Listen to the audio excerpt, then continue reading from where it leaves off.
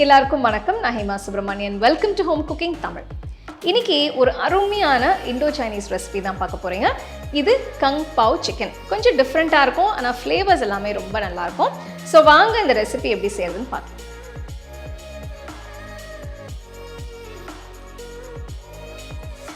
இந்த ரெசிபிக்கு நான் 300 கிராம் எலும்பில்லாத சிக்கனை எடுத்திருக்கேன். இதை ஊற வைக்க 1 table spoon soya sauce, 2 teaspoon vinegar ஊற்றுங்க. அடுத்து சின்ன கிண்ணத்தில் 1 டீஸ்பூன் சோளமாவு போட்டு கொஞ்சமாக தண்ணி ஊற்றி கட்டி இல்லாமல் கரைச்சி சிக்கனில் ஊற்றுங்க. அடுத்து கொஞ்சம் மிளகுத்தூள்,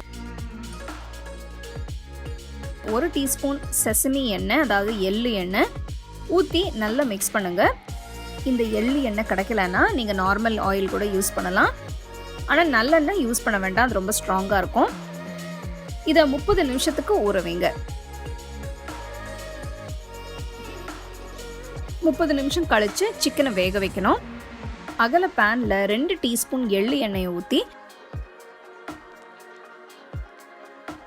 சிக்கன் துண்டுகளை போட்டு கிண்டுங்க. அடுப்பு மீடியம் ஃப்ளேம்ல வச்சு 10 நிமிஷத்துக்கு வேக வைங்க.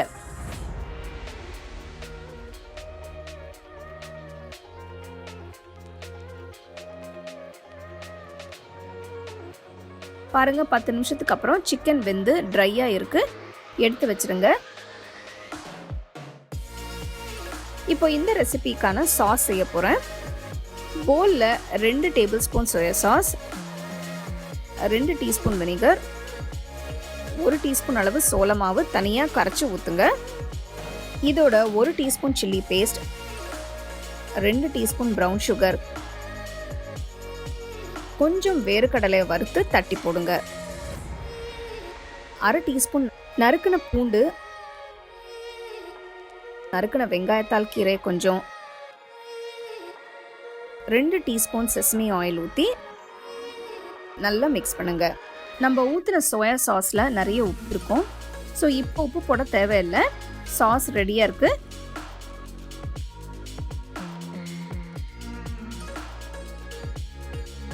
அகல பேனை எடுத்து 2 டீஸ்பூன் செசமி ஆயில் ஊற்றி 1 டீஸ்பூன் நறுக்கின பூண்டு, 4 வெங்காயத்தாலோட வெங்காயம், நறுக்கின குடமிளகாய் கொஞ்சம் போட்டு 1 நிமிஷம் கிண்டுங்க.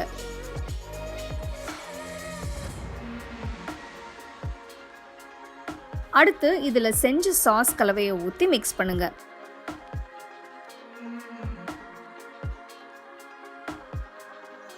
இதில் எடுத்து வச்ச சிக்கன் துண்டுகளை போட்டு 7 நிமிஷத்துக்கு லோ ஃப்ளேமில் கிண்டுங்க.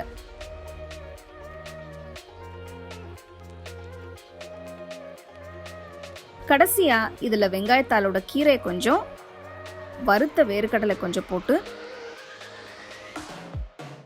ஒரு தடவை மிக்ஸ் பண்ணுங்க. கங் பாவ் சிக்கன் இப்போ ரெடி.